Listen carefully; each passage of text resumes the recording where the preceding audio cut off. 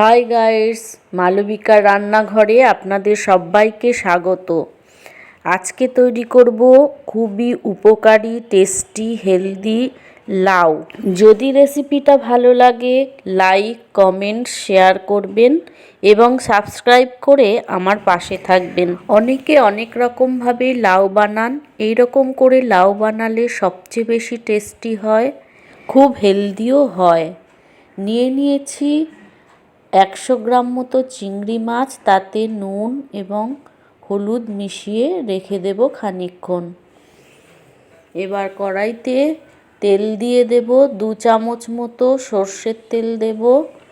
লাউতে তেল খুবই কম লাগে, কম তেল দিলেই ভালো খেতে টেস্ট হয়। কোনো পেঁয়াজ রসুনের ব্যবহার আমি করব না, পেঁয়াজ রসুন ছাড়াই বানাবো।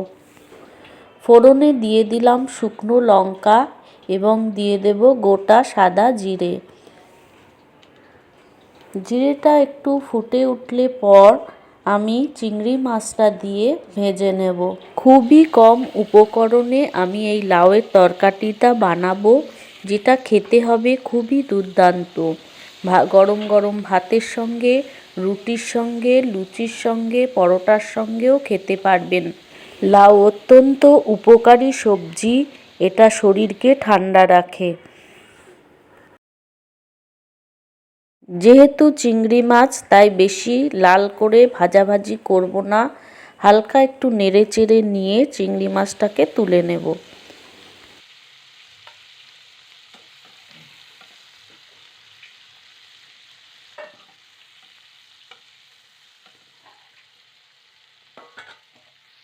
চিংড়ি মাছটা তোলা হয়ে গেলে পর ওই তেলেই আমি লাউটা বানাবো, আর কোনো তেল দেব না। কড়াইয়ের মধ্যে পুরো কুচনো লাউটা আমি দিয়ে দিচ্ছি। খুবই সরু সরু করে মিহি করে কোচানোর চেষ্টা করেছি। খানিকটা লাউ দিয়ে, লাউ কুচনো দিয়ে একটু নাড়াচাড়া করে নিলাম। পুরোটা দিলে ভর্তি হয়ে যাবে, নাড়তে অসুবিধা হবে। কিছু সময় পরে অবশ্য লাউটা কমেই আসবে। দিয়ে দিলাম নুন এবং পরিমাণ মতো হলুদ গুঁড়ো, 1/4 চামচ হলুদ গুঁড়ো দিলাম। এবার একটু নাড়াচাড়ার চেষ্টা করি।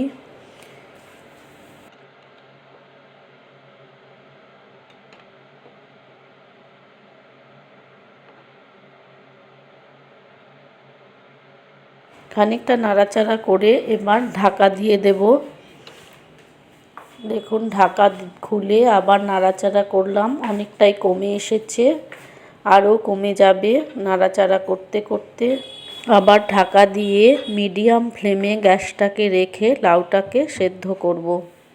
চিংড়ি মাছটা তো ভেজে তুলেই রেখেছি। দেখুন লাউ কতটা কমে গেছে। এবার নাড়াচাড়া করে দিচ্ছি ঢাকা খুলে।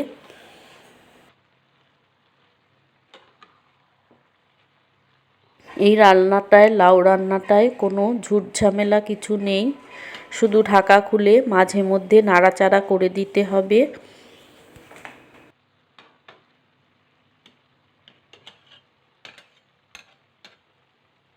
গ্যাসের ফ্লেমটাকে এবার লোতে করে আমি ঢাকা চাপা দিয়ে দিয়ে মিনিট 5-7 ধরে লাউটাকে তৈরি করব। 2-3টে কাঁচা লঙ্কাও ভেঙে দিয়ে দিলাম ওপর থেকে। আবার নাড়াচাড়া করে আমি ঢাকা দিয়ে দেব।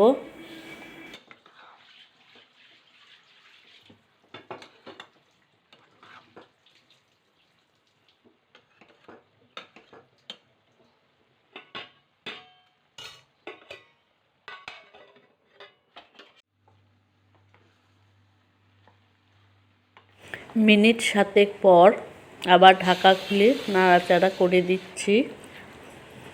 এরকম একটা পর্যায়ে এসেছে, অনেকাংশেই তৈরি হয়ে গেছে। অল্প একটু জলটা আছে, জলটা শুকিয়ে গেলেই প্রায় তৈরি হয়ে যাবে। লবণের পরিমাণটা একটু কম ছিল, সেই জন্য সামান্য একটু দিয়ে দিলাম।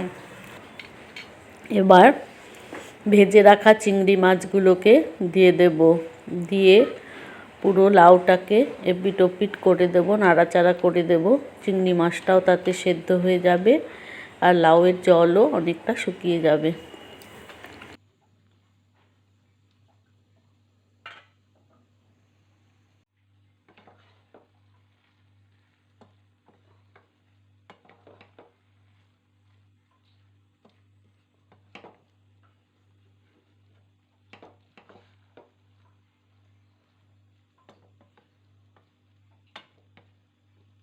আমরা প্রায় শেষ পর্যায়ে চলে এসেছি।